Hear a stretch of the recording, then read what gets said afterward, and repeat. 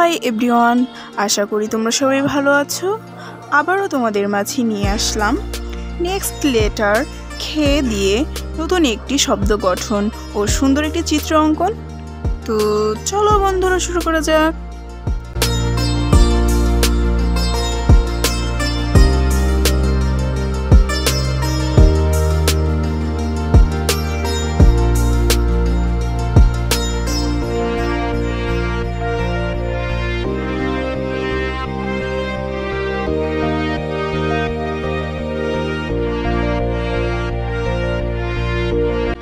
আমরা একটি শব্দ লিখব, যেমন খে।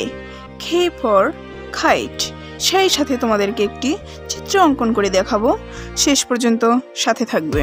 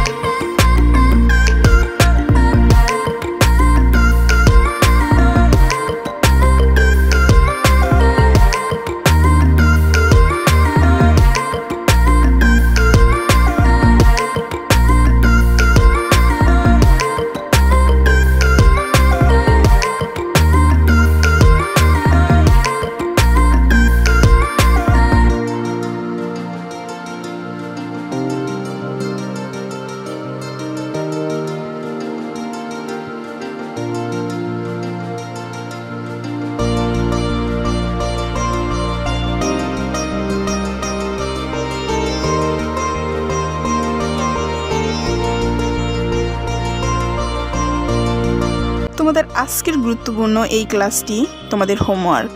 তো তোমরা এই চিত্রটি বাসায় কমপক্ষে 1 ঘন্টা বা তার বেশি সময় ধরে অনুশীলন করবা।